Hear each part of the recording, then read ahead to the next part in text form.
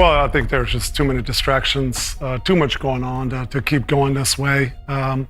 This move should have probably happened this summer, honestly. I didn't want this negative energy and this black cloud over the Cooper Flag era, but here we are now. The NBA world just got hit with a shocker after Dirk Nowitzki publicly went after GM Nico Harrison. Fans are stunned, analysts are scrambling, and everyone's asking the same thing. What pushed the most loyal Maverick of all time to finally snap? It's a major moment in Dallas basketball, and we're breaking down exactly what happened and why it matters. Let's dive in. Critique of timing. Why Nowitzki believes the move was delayed.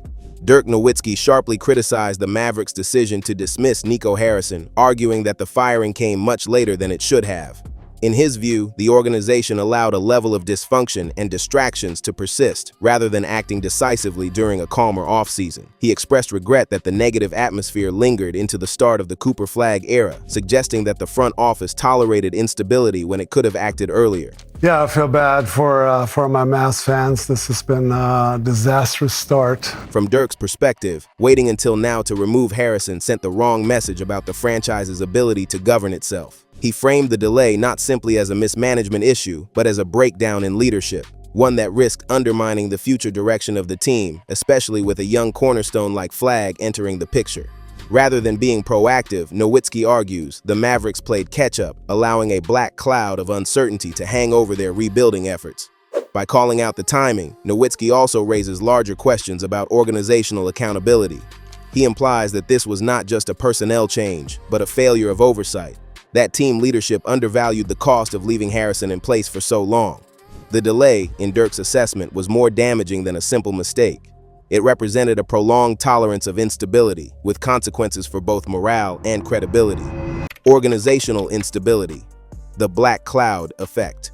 A significant part of Nowitzki's criticism centers on what he describes as a black cloud that hovered over the Mavericks during Harrison's time in the front office. To Dirk, this metaphor represents more than just poor decisions. It's a sign of entrenched negativity, a pervasive institutional malaise that eroded trust and clarity. He suggests the cloud wasn't just a byproduct of one mistake, but rather the cumulative result of ongoing unrest and misalignment. The Mavericks had to do this deal today, not this deal, but this move today to save their brand. They were suffering deeply within their own market, and it was negatively affecting their players. Dirk linked this persistent unease directly to the organization's public image and internal health. For him, the negative energy was not isolated, it was systemic, coloring how fans and players viewed the franchise's trajectory. This gloom, he argues, hindered the Mavericks' ability to rally around a new era anchored by Cooper Flag. Rather than entering his rookie year with optimism, Flag did so under a weight of tension and doubt. By characterizing the situation this way, Nowitzki underscores a deeper need for cultural reset, not just executive change. He believes that to rebuild effectively, the Mavericks must confront more than just transaction mistakes. They must remove the lingering toxicity and rebuild confidence in leadership. For Dirk, simply replacing the GM is not enough. The franchise needs genuine closure and a new foundation of positive momentum. Trade controversy. Nowitzki challenges the Luka Doncic deal. Dirk Nowitzki's frustration with Harrison is most viscerally expressed through his critique of the trade that sent Luka Doncic to the Lakers.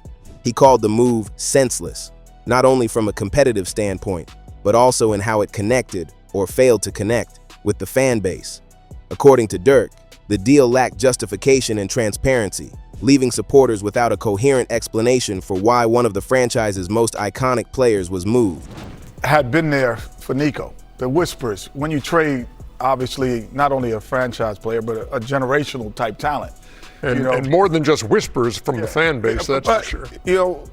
But a lot of things have to still happen for that to possibly have been a bad trade. In Dirk's telling, the trade disrupted the continuity that had been built around Doncic. He recalled how the roster was constructed to complement Luka, with players who could switch defensively and specialists who could finish around him. Removing Doncic, in Dirk's assessment, was not simply a personnel shift. It broke the blueprint of a team that was steadily evolving into a contender. Beyond basketball mechanics, Dirk also emphasized the emotional cost.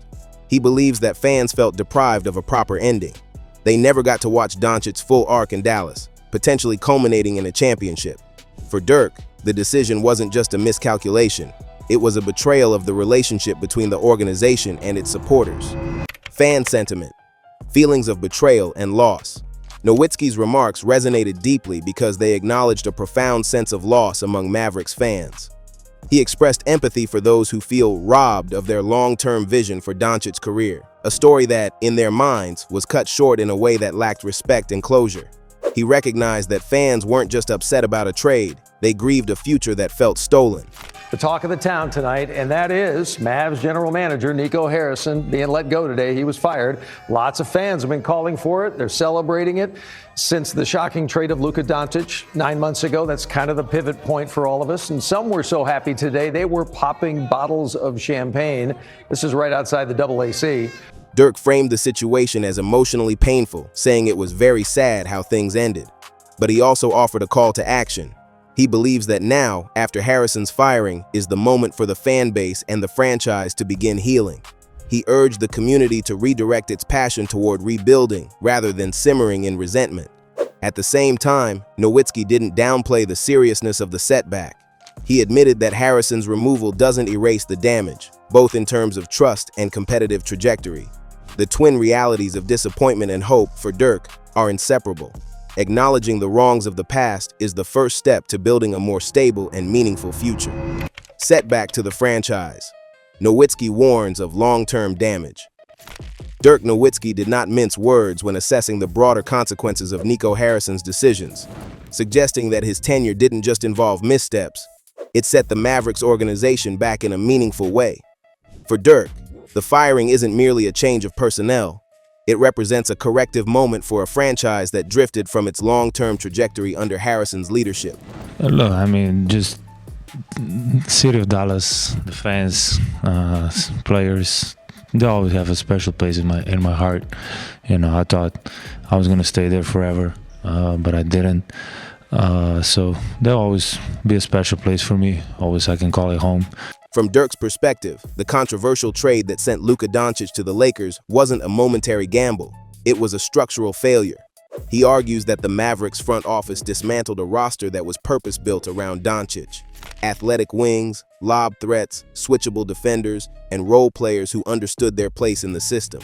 By trading Doncic, Nowitzki believes the front office tore down a foundation before the payoff could fully arrive, undermining continuity that could have led to sustained contention. Moreover, Dirk frames the firing of Harrison as a recovery opportunity, but one that comes at a cost. He acknowledges the severity of the setback. The team, under Harrison, lost more than a player. It lost momentum, identity, and credibility. For Nowitzki, rebuilding will require more than replacing a GM. It demands rebuilding trust with the fan base, with the young players, and within the culture of the organization itself. He also raises the issue of morale. The tension that built up during Harrison's tenure, according to Dirk, may have affected not just public perception, but internal team dynamics. Leadership instability can sap energy, distract from the mission, and fracture a locker room. Nowitzki warns that these non-basketball costs could linger if not addressed deliberately.